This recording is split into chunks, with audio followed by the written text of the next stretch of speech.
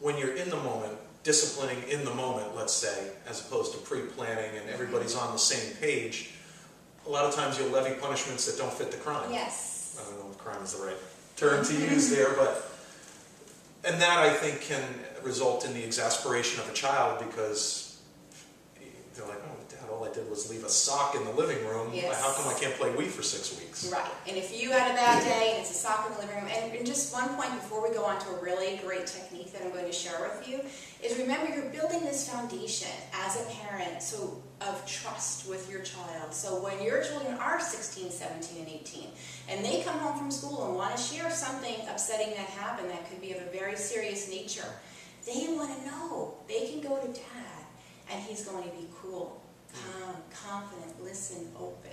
And then he's not going to be, what the, who the, and so think about that, sort of pave out your future there and say, you want to build that relationship where they know it's safe to turn to you. And that's part of the wants that we talked about earlier. Yes. And it's starting to make sense to me as we talk, because I see that as so important, and I express that to my kids. You can tell me anything, and with my daughter, she will open up to me about some things because I say, listen, there may be consequences, but I'd much prefer that you're open to me and let's talk about the situation rather than not. When I hear about things from external areas, as opposed to hearing it from my kid, that's when I tend to react more. So, no, I think that's a great point, that laying that foundation for future interaction with your kids is huge. Okay. So, you mentioned some tools that we can use to really kind of identify these things and bring it into, it's pretty fun too? Yes. Okay, great. It's fun.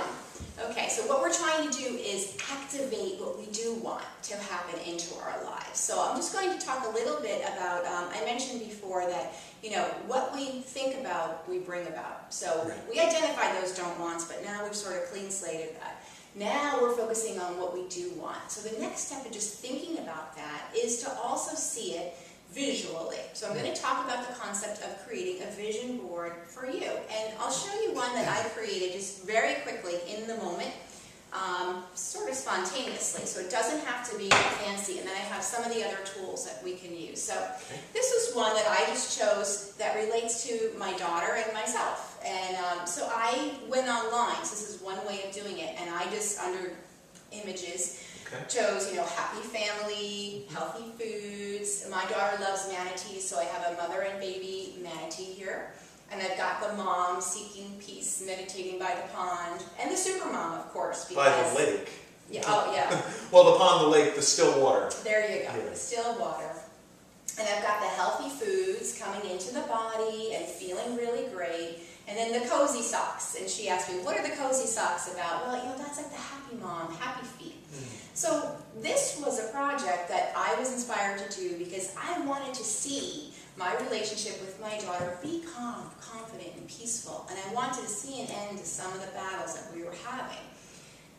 I'm telling you, Mike, that once I put this up in the kitchen in a prominent place, it's been about 5 or 6 days, but the energy around our relationship has really softened.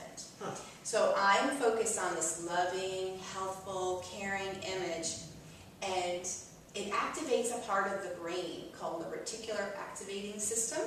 So it makes you want to notice more of those same types of moments in your life. What you focus on, you bring more of into your life. Okay. So it can be fun and easy to do. I use text specifically when I do vision boards so that we can remove the things that we've achieved. This is an example of a very specific vision board. Okay. Would you like me to show you a more generic one? I would love to see it. I love vision boards. I love them. This is one that I created in the beginning of the year. And as things were achieved off of here, I remove them and replace them. So it's not so important, what mine says, but it's a focus on health and wellness. So a lot of these are your goals, basically, visualized out using things that you've cut out of magazines or... Okay. So I have a shoebox that I brought along today, but as you're getting, 'tis the season for catalogs. So as you're getting catalogs in, just get your scissors out and cut and paste. have words, images of what it is that you want more. I want a nice welcoming dining table and friends and family to come in. I have eye care on here, Mike. Interesting, we were talking about that before. And blueberries or an indication of for the health, for the antioxidants. And then maybe some things I want. Maybe one day I'd like to get these country-looking garage doors. Yeah, I love those. So things that already occurred that were on my vision board, I've removed and I've replaced them with some other images. Let the good times roll, of course. There you go. So everything your heart desires. An important, very important point. A vision board cannot be successful unless you are in the vision board. So I have one image of a woman here.